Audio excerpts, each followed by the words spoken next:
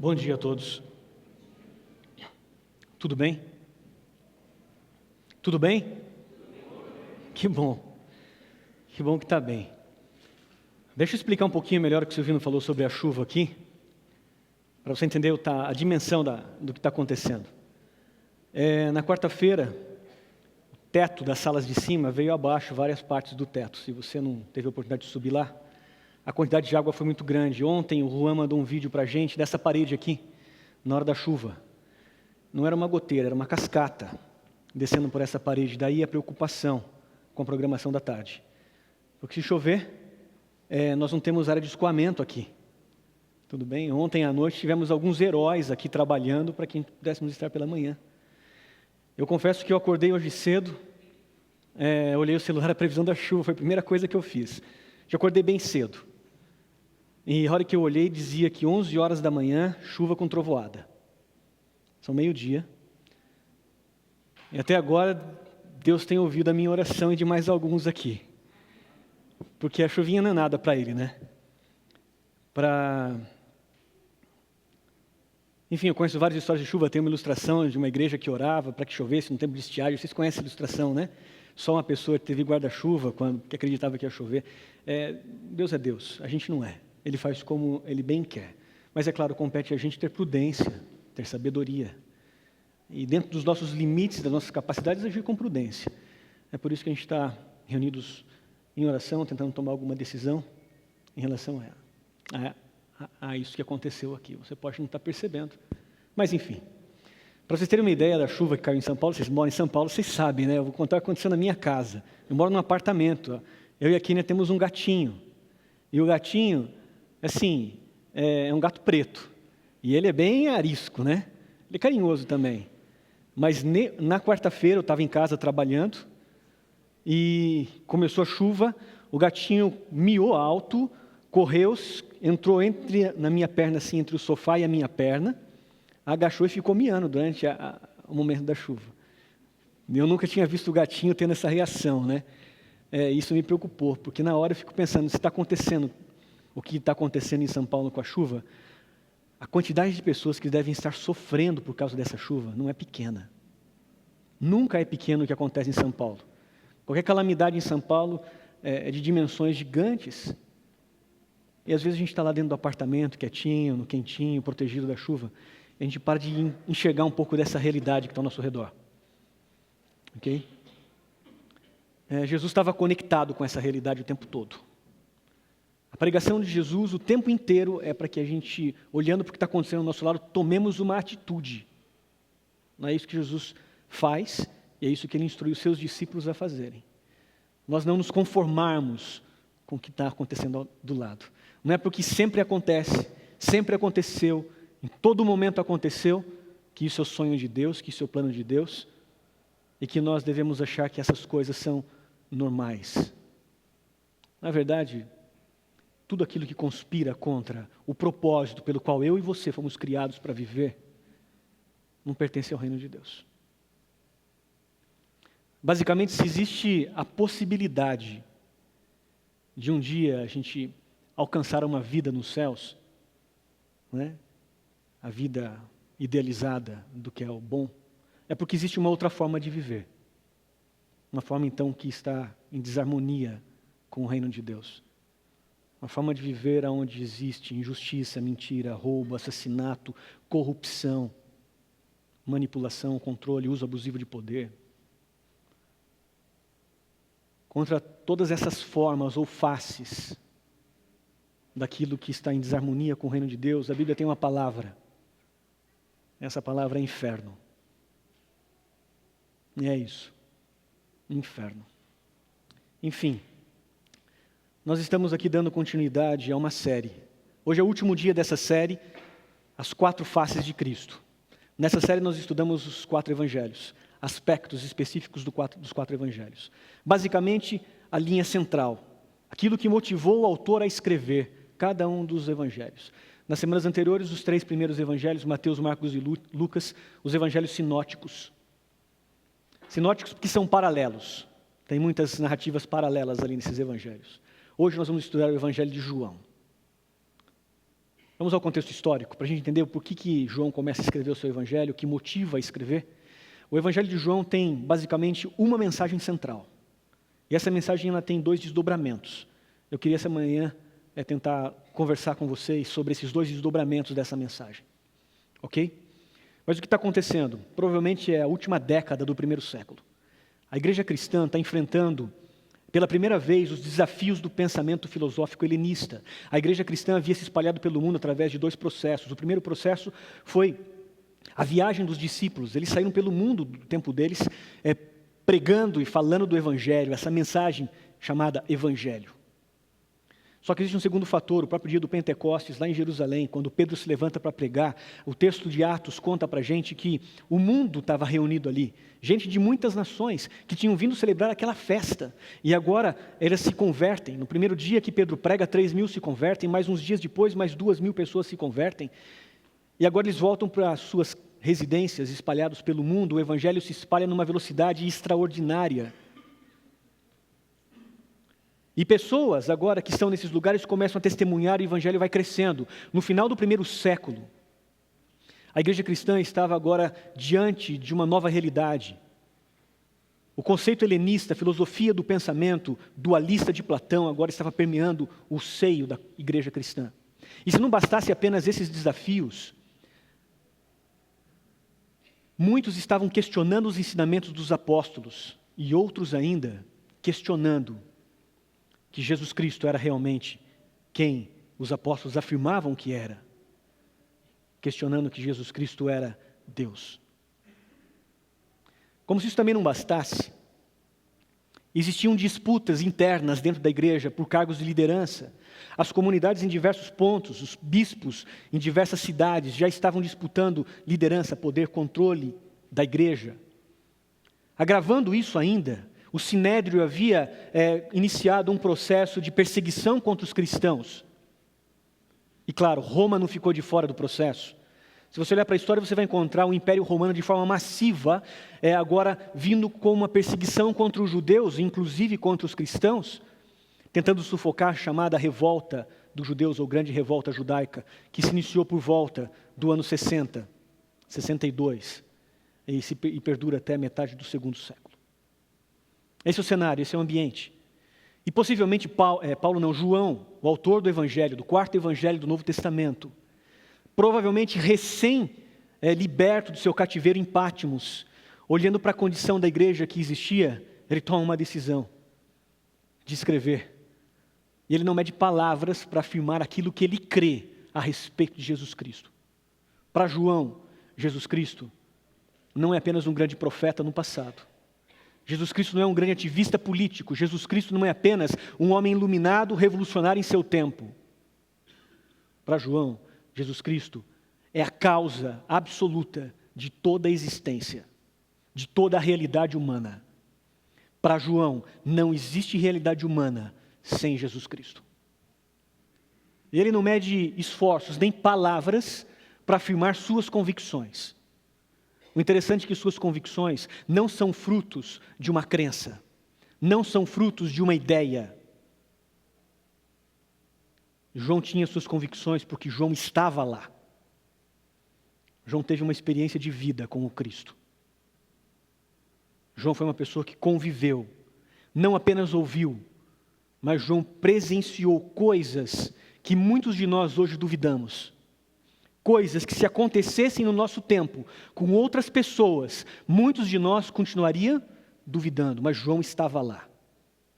E eu garanto que, se você parar para pensar nas experiências de vida que você teve ao longo dos seus anos de vida, experiências reais, momentos com pessoas, momentos bons, ruins, quando você se lembra deles, podem as pessoas dizerem a você que aquilo não existiu.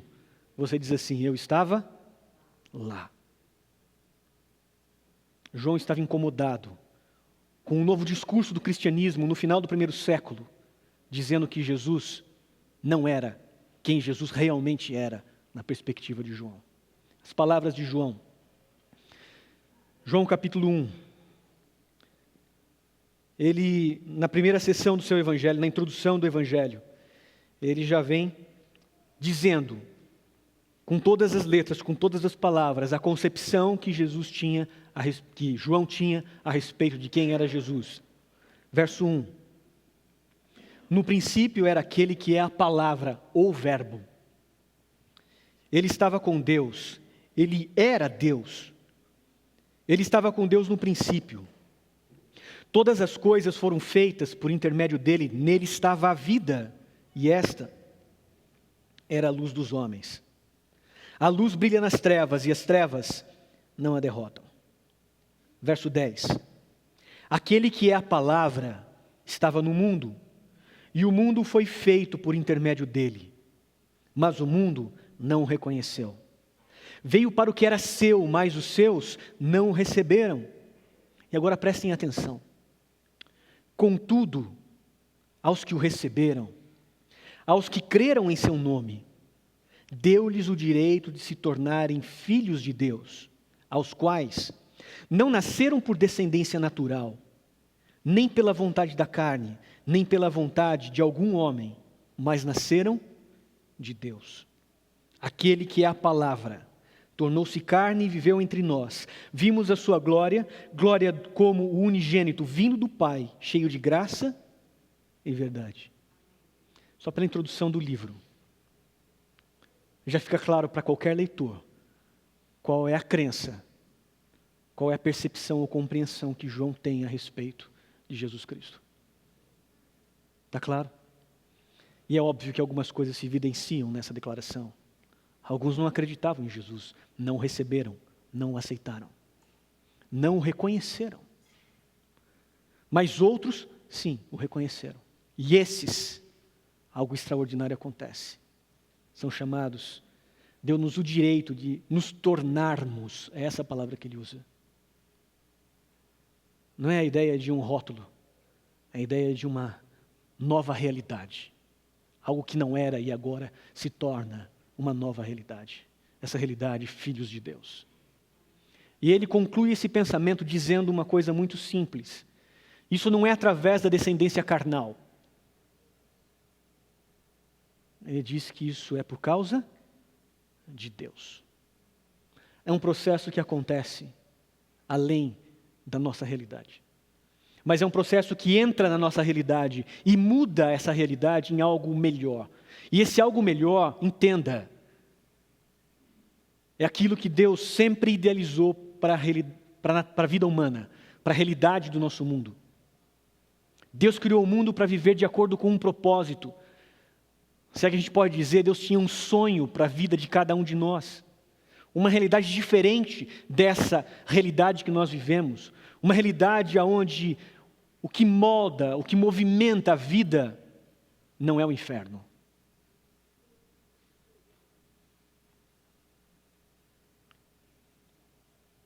Certa ocasião, eu estava pregando numa outra igreja, há muitos anos atrás.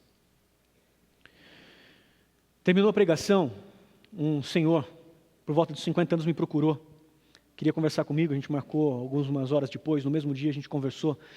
E ele começou a contar a sua vida, e basicamente ele já introduziu dizendo o seguinte: pastor, eu sou muito pecador. Eu cometo um pecado, eu sei que é errado, só que eu repito esse pecado toda semana. E eu já tive fases na minha vida que eu queria me libertar dele, mas na verdade eu quero continuar fazendo isso.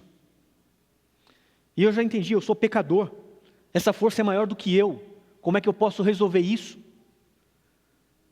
Sou pecador, eu continuo pecando, eu vou pecar. Apesar de eu saber que é errado, e o que é surpreendente nessa conversa que eu tive com ele, é que em um determinado momento ele disse que ele já havia se tornado cristão. E eu fiquei perturbado com essa conversa, com esse momento, porque, de alguma forma, eu estava compreendendo que o cristianismo na vida dele não foi algo bom. O cristianismo, em vez de transformar a vida dele em algo melhor, na verdade trouxe sobre ele culpa, um sentimento exagerado de culpa.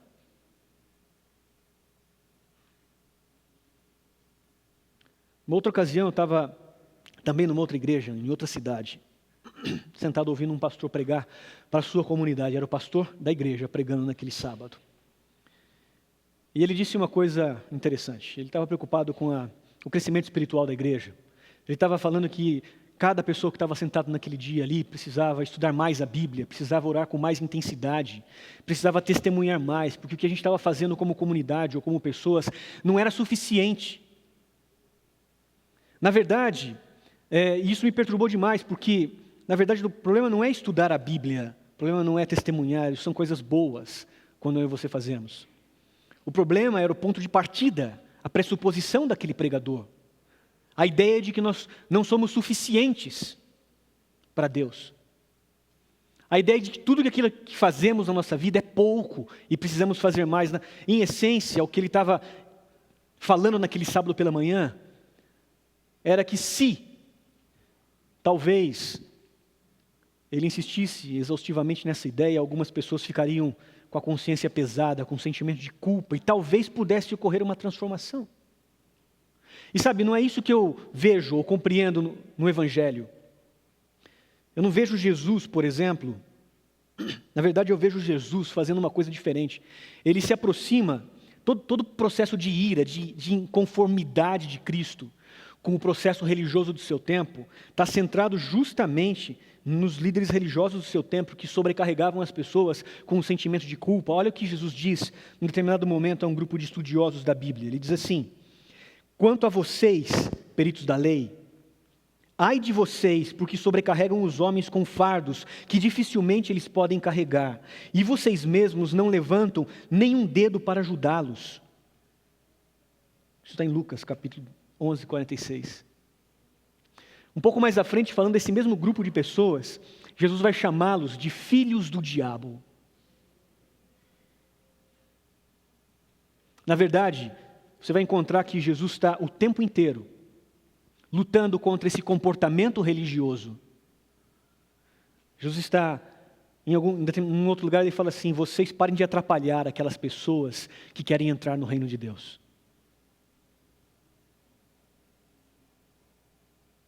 A questão é que o Evangelho propõe uma coisa em nível profundo, uma mudança de identidade em nível essencial. É num nível que só você conhece, o nível de quem realmente você é, no íntimo do seu ser. O Evangelho propõe uma mudança, uma transformação nessa perspectiva. Basicamente, é isso que nós encontramos no Evangelho de João.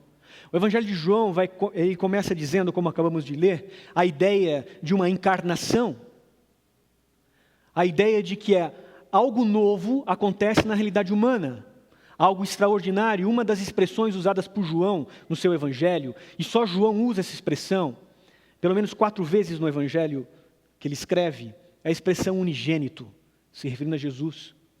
E essa expressão grega, ela basicamente carrega em si a ideia de algo único, sem paralelo.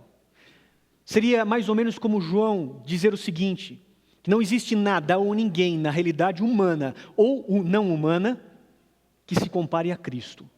Cristo é único. João parte a crença ou o ensino do seu Evangelho de que em Jesus existe algo novo acontecendo na realidade. E ele chama isso de encarnação.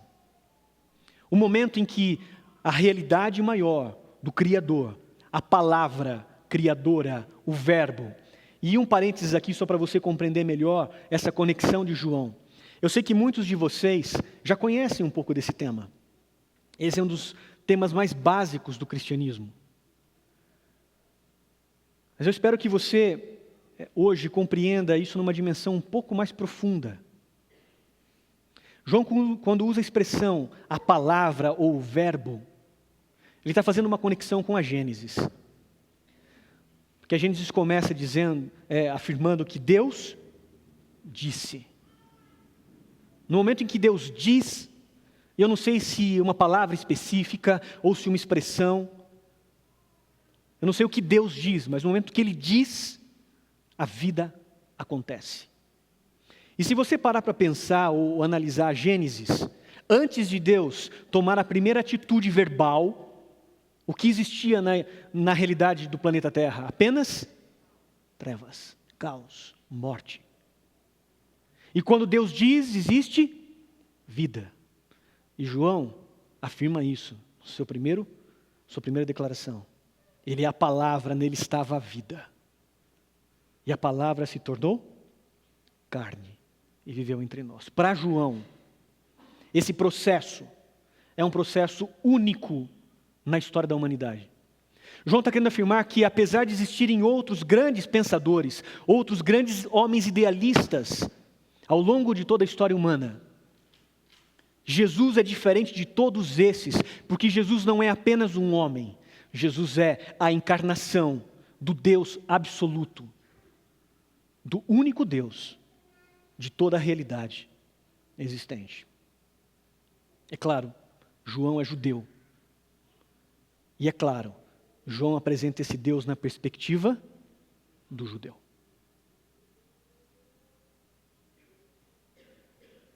Enfim, se o Evangelho de João encerrasse por aí, estava ótimo. A gente já consegue entender, na perspectiva daqueles homens que viveram com Jesus, no caso João, quem realmente é Jesus. A questão é que o Evangelho de João, ele dá um passo mais profundo no conceito da encarnação. Algo que nós, como cristãos, nos esquecemos há muitos anos. Algo que é pouco pregado, algo que é pouco falado, algo que é pouco estudado. Sabe por quê? Porque isso mexe com a nossa identidade essencial.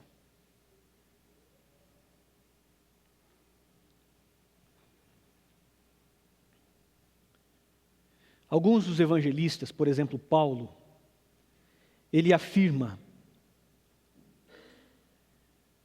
algo extraordinário. Ele diz assim, ele escreve para os Colossenses: pois vocês morreram, e agora a sua vida está escondida em Cristo, com Cristo em Deus. Um pouco mais à frente ele afirma o seguinte aos Coríntios, à igreja de Corinto. Eu ia falar aos corintianos. Portanto, se alguém está em Cristo, é nova criação. Entenderam? Se alguém está em Cristo, começa a ser participante daquilo que Cristo é, algo novo, presente na realidade humana. E aqui ele fala de uma nova criação, porque as coisas antigas já passaram, e eis que surgiram coisas novas. No pensamento dos primeiros discípulos, eles estavam convencidos, eles afirmavam, que quando eu ou você nos identificamos com Cristo, no que se refere à morte de Jesus e à ressurreição de Jesus, algo dentro de nós morre. E algo dentro de nós nasce. Para eles era isso que movimentava a fé, a certeza de que algo estava acontecendo. Algo que transcende o entendimento humano, o entendimento convencional humano. Ao ponto de que, num determinado momento, o próprio Paulo, ele afirma o seguinte: a vida que nós antes vivíamos, podendo se referir ao passado como sendo algo passado. Para esse conceito, existe uma expressão que eles usavam, os primeiros cristãos, chamado o velho homem. O velho homem morria e ressurgia algo novo. É o conceito do novo nascimento. Na verdade, o conceito de um renascimento, um novo nascimento, ele é comum a todos os ritos, os credos existentes ao longo da história. É comum a ideia de morte e renascimento. Mas para os primeiros discípulos de Jesus, existe um novo reposicionamento desse conceito. Esse conceito ganha um valor único, exclusivo, uma vez que você se identifica na morte de Cristo e na ressurreição dele. Na verdade, esse conceito ele parte de uma ideia básica e elementar. A ideia de que existe uma transição, existe um movimento. Quando Deus age na sua vida, algo é movido dentro de você, e você sai da morte e passa para a vida. Ok? O próprio Jesus declara assim: nós passamos da morte para a vida. Isso está em João capítulo 5, verso 24. E se você não entende bem esse conceito, lembra da história do encontro de Jesus com a prostituta. Alguns religiosos do tempo de Jesus levaram uma mulher injustamente acusada, ou justamente acusada, não é essa a questão agora, para Jesus e iam matá-la naquele momento. E Jesus conversa com esses religiosos e conversa com a mulher. Naquele momento, a mulher prostituta, ela é movida da morte para a vida.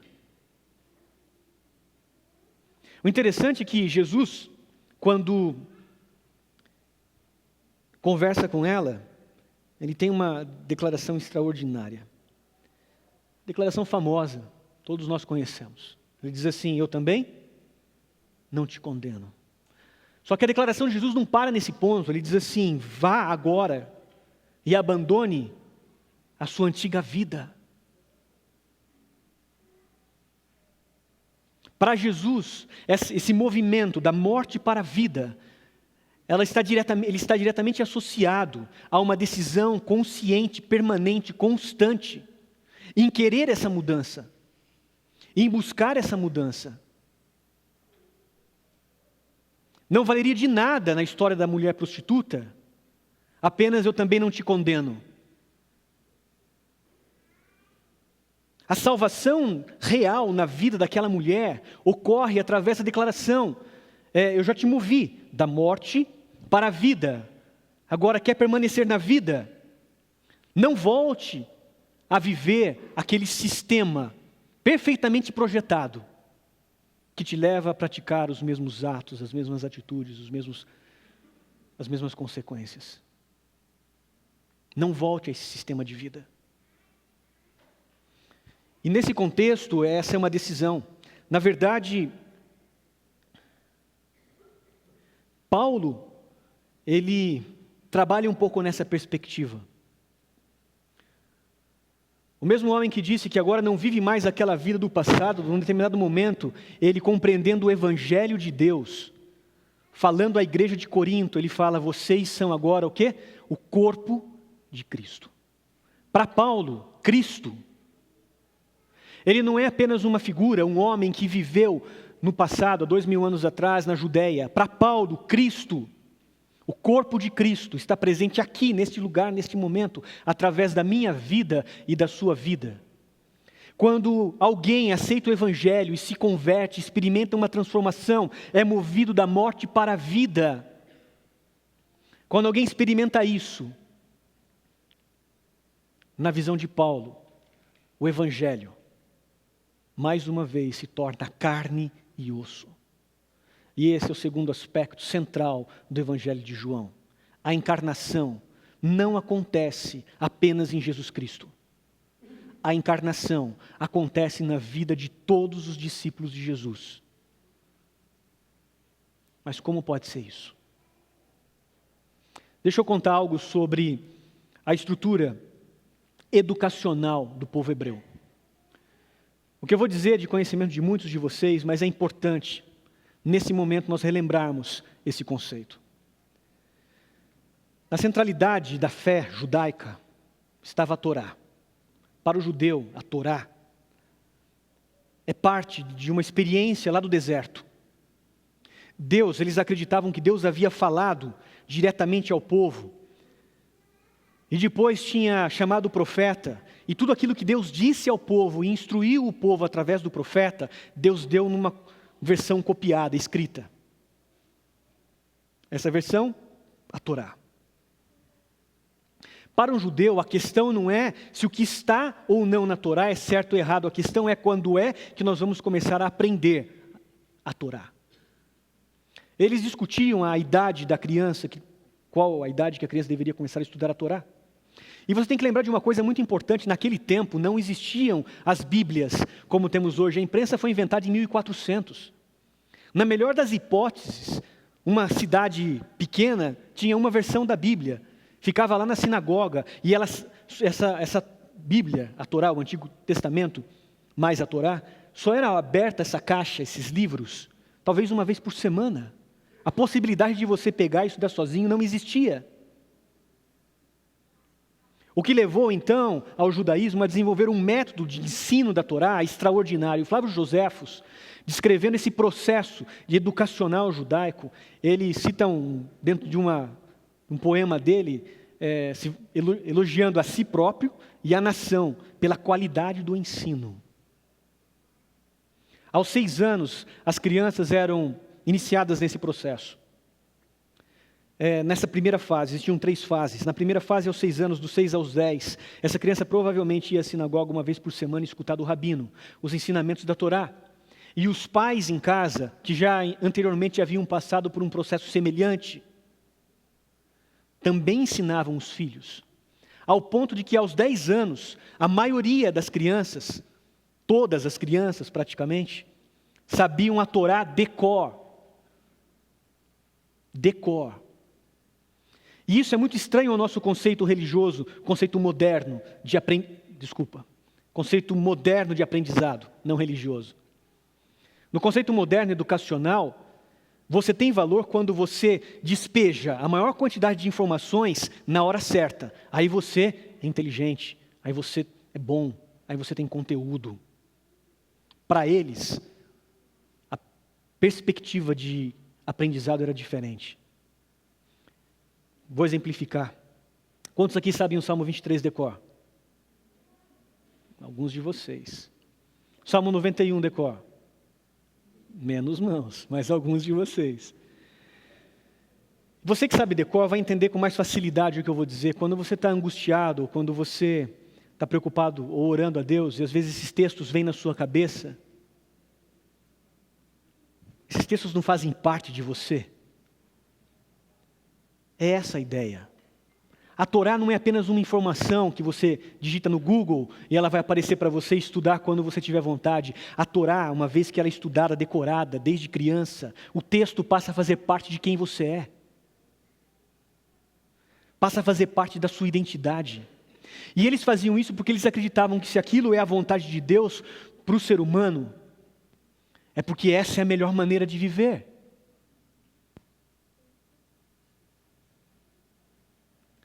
Enfim, aos 10 anos, naturalmente algumas crianças tinham mais habilidade com relação ao texto do que outras. E o rabino agora ia fazer testes a essas crianças, e aqueles que eram muito habilidosos passavam para o segundo estágio de ensino. Se a criança não tivesse um bom conhecimento sobre a Torá, aos 10 anos, ela não avançava nos estudos. Sabe o que acontecia com ela? Voltava para casa, e ela ia começar a aprender a profissão da família.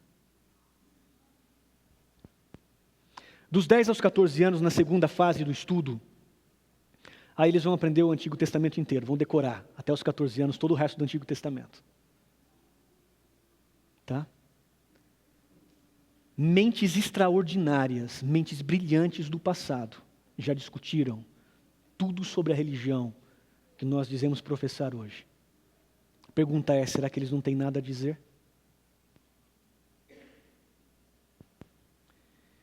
Aos 14 anos, terminado esse processo, chega a hora do aprendiz escolher um mestre.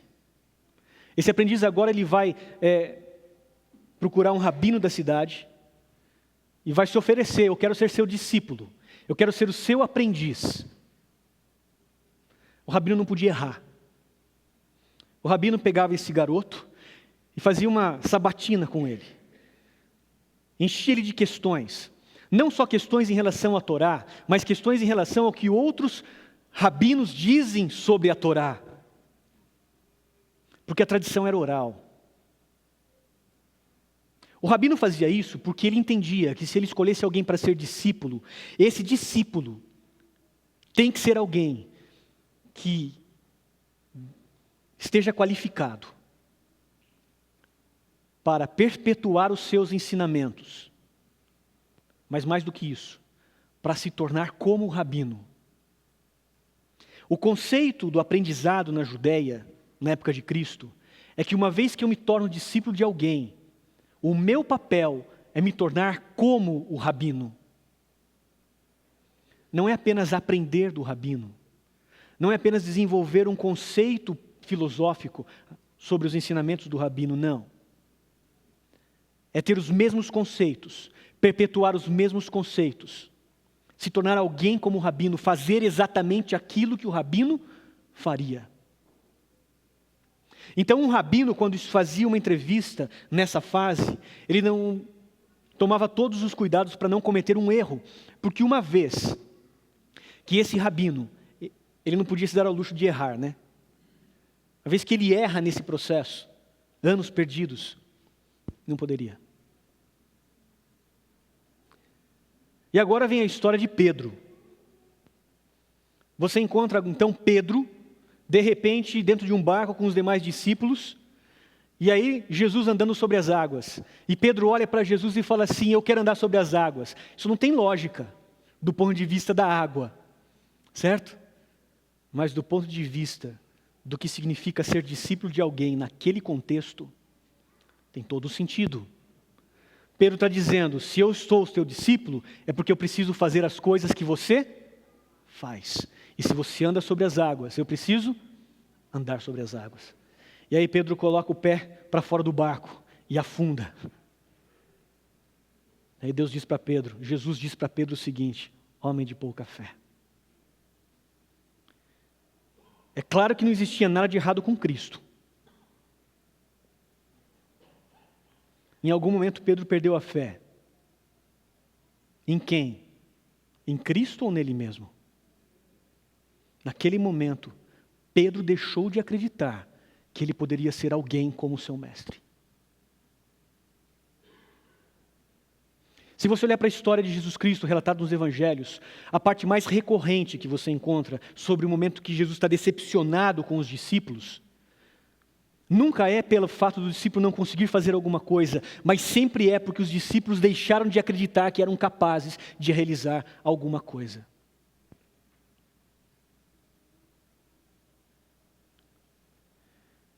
O Evangelho encarnado, o Evangelho em carne e osso, era essa a experiência daqueles primeiros homens, daqueles primeiros cristãos.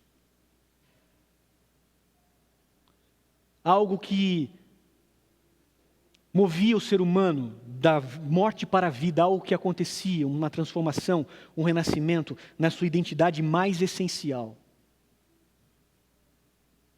Não nas coisas periféricas apenas. É alguém que agora, conhecendo Jesus Cristo, compreendendo o Evangelho, se tornando um discípulo, passa a agir numa perspectiva diferente. Quando um rabino começava a falar, a apresentar os seus ensinamentos, nós encontramos Jesus com 30 anos mais ou menos, andando pelas margens do Mar da Galileia, chamando Pedro e Tiago para serem seus discípulos. Eles estavam ali pescando, imediatamente eles largaram as redes e seguiram Jesus. O que eles estavam fazendo? Pescando, a profissão da família. Na perspectiva dos líderes religiosos daquele tempo, eles não tinham as qualidades necessárias. Um pouco mais à frente, Tiago e João estavam ali pescando com seu pai Zebedeu, deviam ser adolescentes, talvez lá 14, 15, 16, 20 anos. Aprendendo a profissão da família. Na perspectiva daqueles homens, daquele tempo, eles não estavam qualificados. O extraordinário é que Jesus juntou esses caras, todos eles, e mudou a história da humanidade. Isso me faz pensar uma coisa muito séria sobre o que é o Evangelho. Parece que Jesus acreditava muito mais na capacidade daqueles homens do que eles próprios. Parece que Deus acredita na sua capacidade muitas vezes mais do que você próprio. O Evangelho é a mensagem que fala que o mundo pode voltar a viver o propósito pelo qual ele foi idealizado por Deus, ele foi criado por Deus. O Evangelho é a mensagem que fala que através de Jesus Cristo, que veio contar para a gente como é viver dessa forma, cada um de nós pode ter a mesma experiência. E quando nós escolhemos na nossa vida ter essa experiência, o Evangelho mais uma vez se torna carne e osso.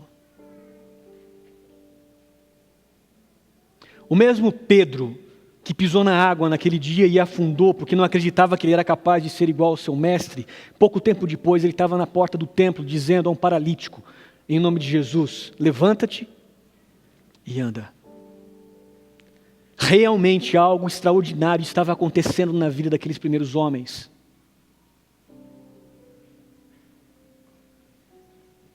E é esse o sonho de Deus para todos os seus discípulos, para todos os seus filhos, que não nascem de descendência natural. É esse o plano e o projeto de Jesus a seus discípulos. Quando Jesus chega a seus discípulos e fala assim: agora vocês vão pelo mundo e expandam o reino de Deus. Jesus faz uma coisa extraordinária. Naquele momento, Jesus vai embora. Jesus deixa o futuro em movimento na mão daqueles homens. Jesus não fica ali para dar as diretrizes, tem que ser desse jeito ou daquele jeito. Jesus acreditava sim que aqueles homens poderiam ser como ele na história humana. E a história humana não foi mudada apenas por Jesus Cristo. Aqueles 12 primeiros homens, eles se espalharam pelo mundo. E a gente está aqui por causa da pregação desses caras. Se não fossem eles, vocês não conheceriam a história de Jesus Cristo. A questão é que quando você lê João capítulo 17, me permitam falar, decora o texto. Na última conversa que Jesus tem com os discípulos, ele está ali agora orando aos discípulos, porque ele sabe que na sequência eles vão ao Getsêmani, ele vai ser traído, morto. Os discípulos vão ficar desesperados. Naquele momento, Jesus reúne os 12 e fala: deixa eu orar por vocês. E Jesus fala muitas coisas bonitas nessa oração, mas uma das frases que mais me chama a atenção, ele diz assim: eu oro para que isso que vai acontecer na vida de vocês não aconteça apenas na vida de vocês. Eu oro para que essa mensagem também transforme a vida daqueles que se tornarão discípulos por causa da vida de vocês. Jesus está orando pelos discípulos dizendo: a missão de vocês vai mudar o mundo. Eu acredito que vocês são capazes.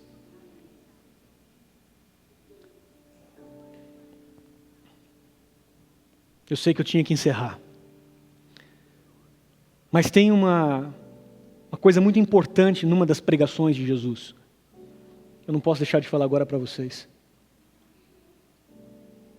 Quando Jesus reúne ali muitos dos discípulos e começa a sua penúltima pregação, provavelmente. Está registrado em Mateus capítulo 25, ele fala de um julgamento, fala do céu e do inferno.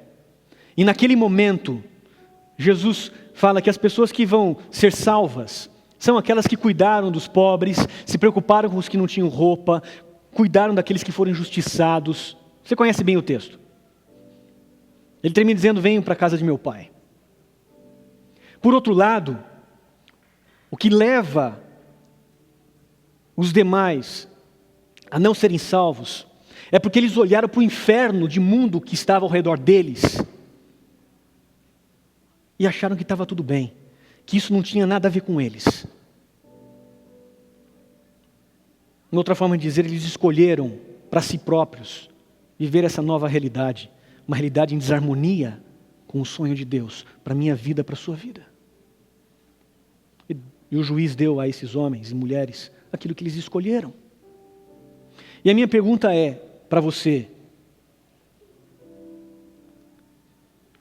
por que a gente está aqui ainda vivendo muitas vezes uma religião? Eu sei que muitos de vocês têm tido uma experiência com Deus extraordinária, mas muitos têm vivido uma religião como cristãos sem sonho, sem propósito, não acreditando naquilo que Deus acredita sobre eu e você, acreditando que nós podemos ser pessoas melhores, podemos ser pessoas extraordinárias, podemos fazer diferença na vida de muitas pessoas. Deus fala que quer chamar todos nós de seus filhos. Jesus acredita que seus discípulos são capazes dessa façanha. E sabe, se eu estou aqui essa manhã, se você está aqui essa manhã, é porque de alguma forma Deus ainda está trabalhando na sua vida. Está dizendo para você: vocês podem se tornar o evangelho vivo no meio da cidade de São Paulo.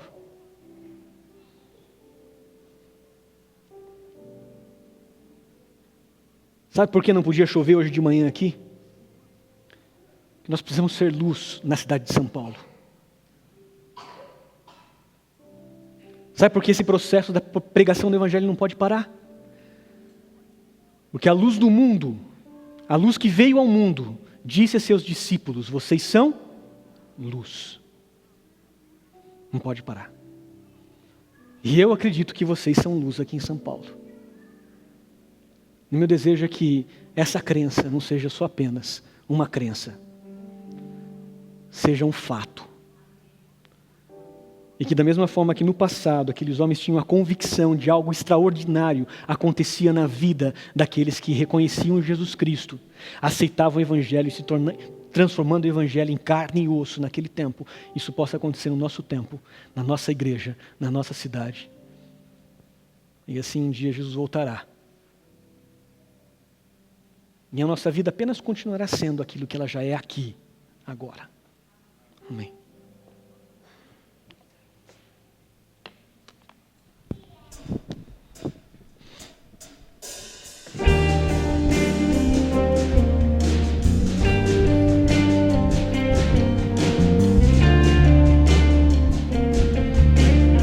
Não, daqui a pouquinho, então a gente é só...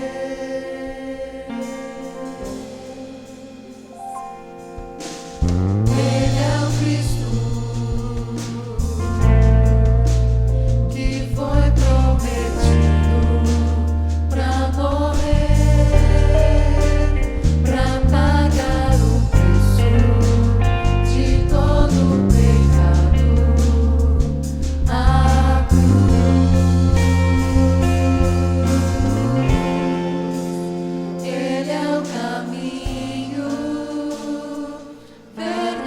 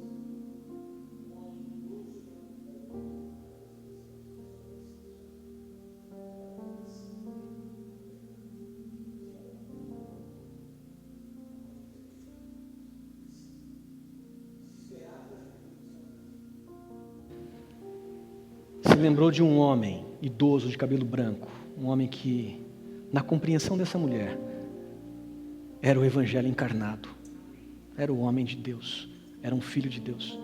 Ele foi até o hospital, a história é bem essa mesmo, que você já está imaginando. Ele orou pela menina, em nome de Jesus. O desejo dele era que ela voltasse à vida.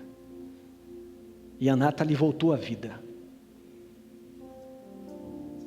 Porque uma pessoa que, segundo ele próprio, na sua adolescência, era um mundano, que apesar da sua identidade cristã na infância, se tornou um ateu, o Evangelho chegou até ele. O Evangelho mudou a vida dele, movendo ele da morte para a vida. É isso que o Evangelho faz. Não é a palavra que cria, mas é a palavra apenas que é possível toda a existência quando pronunciada. E esse nome é Jesus. Senhor Deus, muito obrigado porque nós podemos estar aqui em São Paulo sendo luz nessa cidade. Podemos, como comunidade, estar vivendo esse processo de um apoiando o outro, um crescendo através do ensinamento do outro, compreendendo cada vez mais com discernimento o teu Evangelho e entendendo que esse Evangelho ele se torna carne e osso na nossa vida, assim como se tornou carne e osso na vida de Jesus e dos seus primeiros discípulos. A gente sabe que esse é o teu sonho para a nossa vida.